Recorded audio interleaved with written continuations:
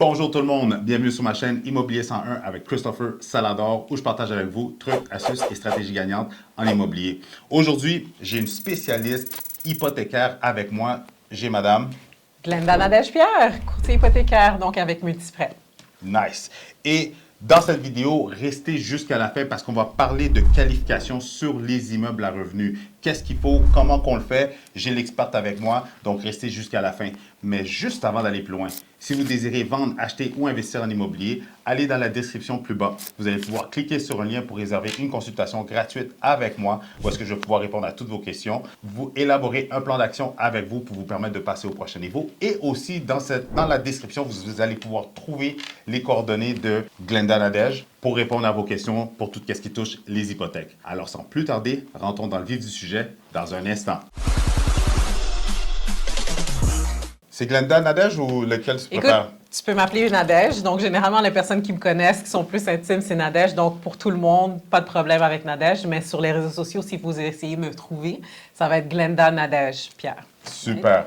Donc, Nadège, un gros merci d'être venu sur ma chaîne YouTube pour vraiment partager tes connaissances avec l'audience. Merci pour l'invitation. Super. Et pour les gens qui ne connaissent pas, peux-tu brièvement expliquer ton background, qu'est-ce que tu fais dans les hypothèques, depuis combien de temps, etc.?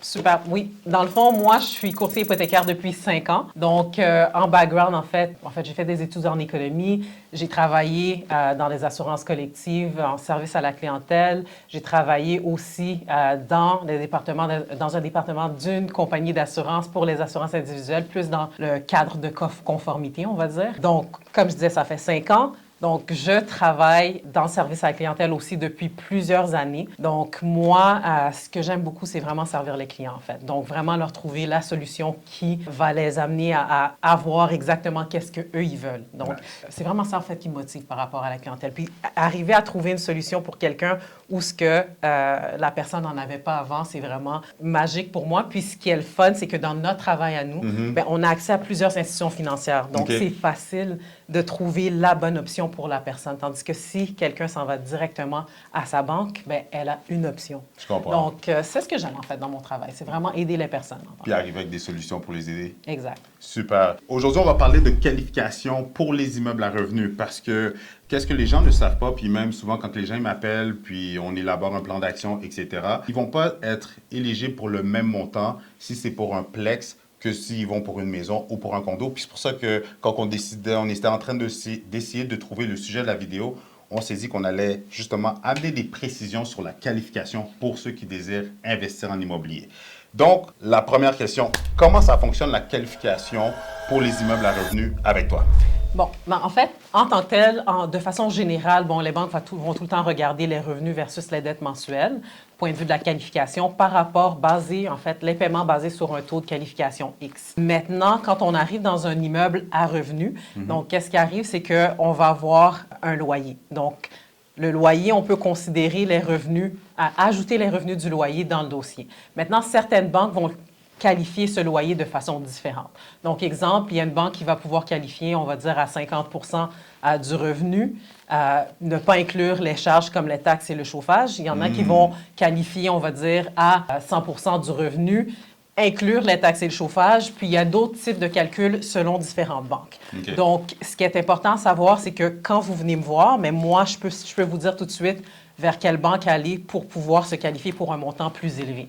Donc, c'est ça. C'est intéressant. Puis, as-tu des exemples, admettons, pour les duplex? Parce que quand les gens me disent, justement, je voudrais peut-être une maison ou une maison bachelor, c'est là, comme je viens d'expliquer, qu'ils peuvent se qualifier pour un montant plus élevé. C'est qu'est-ce que tu viens de dire? Mais est-ce que tu as un exemple plus précis pour un duplex, admettons? Tout à fait. Écoutez, j'ai un exemple juste ici que je vais vous donner parce que c'est quelque chose qui est quand même, je vous dirais, point de vue des prix, ça ressemble quand même un peu à ça selon le secteur que vous recherchez. Donc, on parle d'un immeuble, on va dire, que vous achetez à 650 000. Donc, point de vue d'un duplex, premièrement, la première chose à savoir, bien, c'est sûr qu'il faut mettre la mise de fonds. Si on parle d'un duplex, la mise de fonds minimale, c'est de 5 Maintenant, 5 en bas de 500 000. Donc, tout ce qui est au-delà de 500 000, il faut rajouter pour la différence une mise de fonds de 10 à la place du 5 Donc, pour un immeuble de 650 000, on parle d'une mise de fonds de 40 000. Donc, par la suite, moi, mon estimé que j'ai fait, en fait, c'est basé sur un taux d'intérêt en ce moment même qui pourrait tourner dans les alentours de 5,09. Donc, à 5,09 pour la qualification, le prêteur va majorer le taux de 2 pour qualifier le dossier. Par la suite, donc l'estimé que j'ai, on a un loyer, on va dire, de 1 500. Donc, un loyer mensuel de 1 500 pour l'autre logement qu'on a. Des taxes et du chauffage pour... le chauffage, en fait, à 150 $ par mois, puis les taxes pour 5 200. Donc, à 5 000, avec ces estimés-là, ça nous prend un revenu revenu familial de 128 840 pour se qualifier pour cet immeuble-là. Ça, c'est un revenu familial. Si on considère qu'on n'a pas de dette mensuelle, d'autres dettes, dans le fond personnel, que ce soit auto, carte de crédit et autres. Maintenant... J'ai une petite question pour toi. Excuse-moi de t'interrompre. Quand tu parles de revenu familial, un couple... Exact. Un couple ou une personne qui fait ce revenu. Une personne qui fait ce revenu, un couple, deux partenaires, ou ça peut être aussi un couple avec un parent. Exact. OK. Donc, quelqu'un qui l'aide pour qualifier.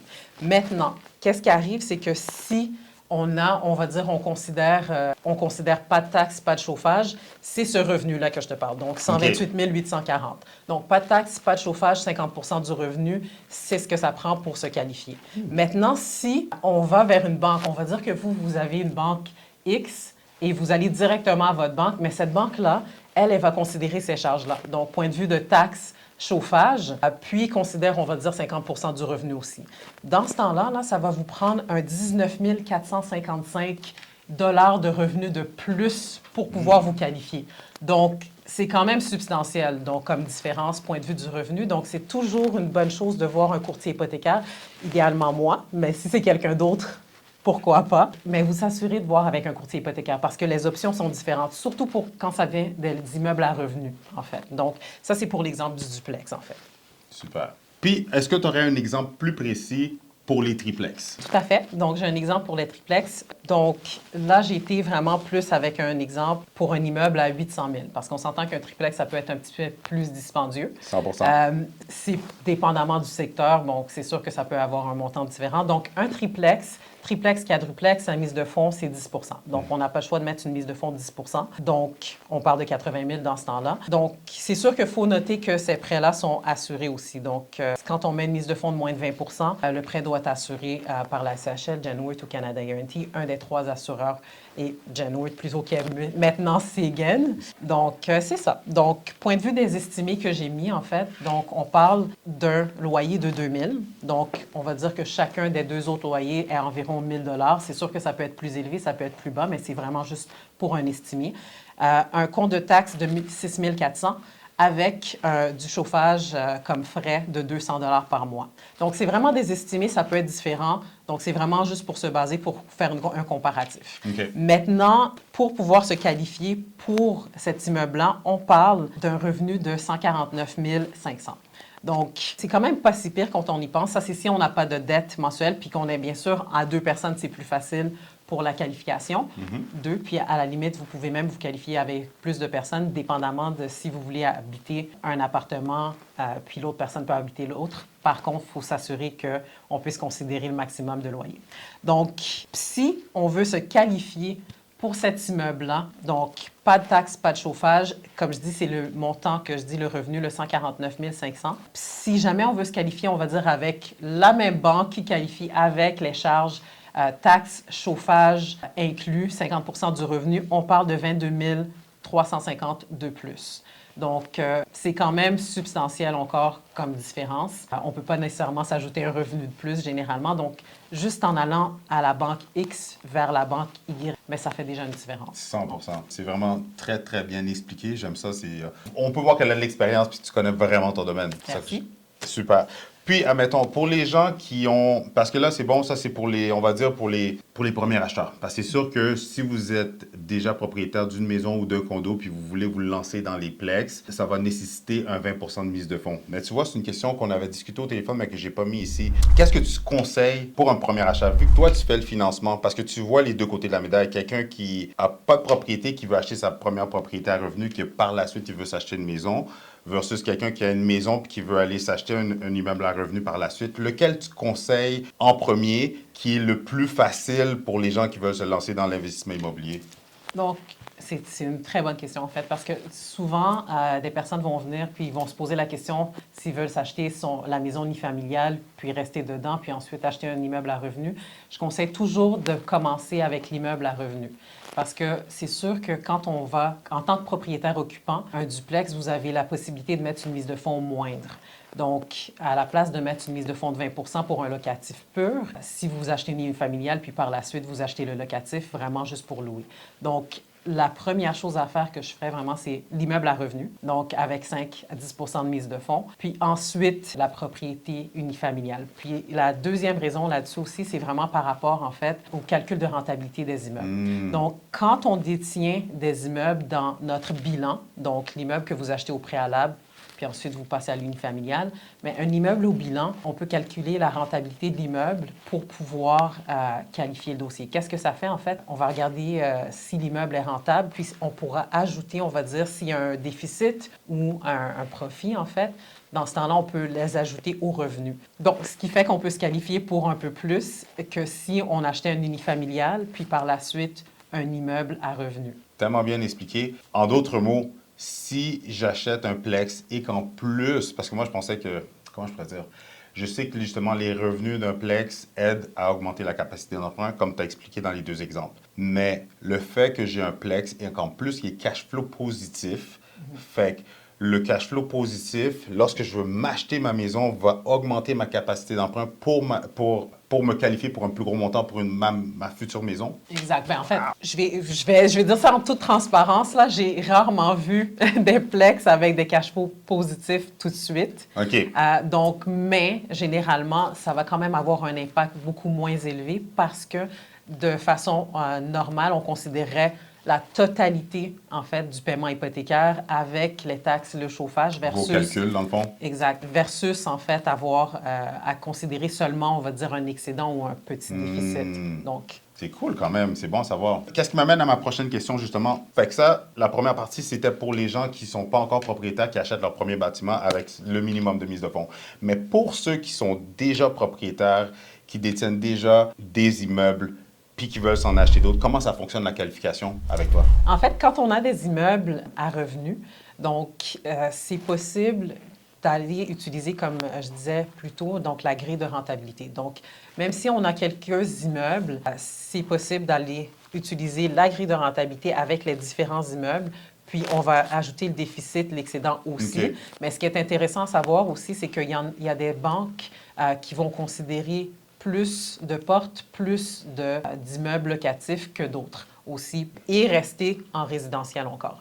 Maintenant, la chose à savoir aussi, c'est que si vous achetez un immeuble locatif, la plupart des banques, oui, vont arrêter à un quadruplex, mais certaines banques en résidentiel permettent d'aller jusqu'à 8 logements aussi. Parfait. Tu viens de glisser un petit peu le mot par rapport au multilogement commercial, parce que beaucoup de gens, je pense de plus en plus avec toute l'information qu'on trouve en ligne, les gens le savent que justement, à partir de 5 logements et plus, on tombe dans du financement commercial pour le multilogement commercial. Puis, justement, tu viens de vendre la mèche un peu, mais comment vous fonctionnez pour la qualification pour ceux qui désirent se lancer dans du gros multilogement, dans le 5 logements et plus? OK.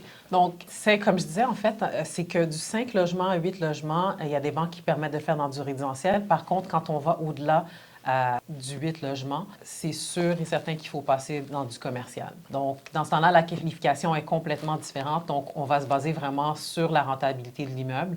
Donc, puis cette qualification-là est vraiment par rapport, en fait, au revenu de l'immeuble. Donc, c'est pas la même chose. Donc, on va regarder ça de façon différemment. Puis, il faut vraiment, c'est du cas par cas.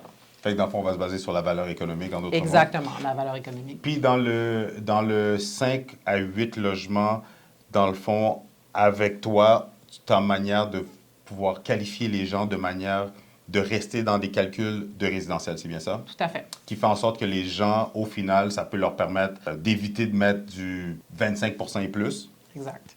Donc, mais c'est important de savoir que c'est certaines banques qui vont le faire. Donc, ce n'est pas toutes les banques. Donc, c'est ça l'avantage, en fait, d'aller voir un courtier hypothécaire. Donc, vous n'allez pas tomber sur une banque qui va vous dire non. Vous allez avoir les options au complet sur la table. Super. Regarde, c'est sûr que j'aurais plein de questions pour toi, puis je suis sûr que si vous avez des questions, n'hésitez pas à les mettre dans les commentaires plus bas. Mais où est-ce que les gens peuvent te contacter s'ils désirent faire affaire avec toi, s'ils ont des questions, s'ils veulent avoir une préautorisation avec toi, où est-ce qu'ils peuvent te contacter? Mais en fait, vous pouvez me contacter soit par téléphone, donc au 514-497-7658. Sinon, vous pouvez aller me contacter directement sur les réseaux sociaux. Donc, tous mes réseaux sociaux ont pas mal le même nom. Donc, c'est vraiment Glenda Nadège Pierre. Donc, je suis sûre que vous n'allez pas avoir de difficulté à me trouver. Donc, si vous désirez d'autres contenus par rapport au financement, l'immobilier ou tout ce qui touche le monde de l'investissement immobilier, je vous suggère de regarder une de ces deux vidéos-là.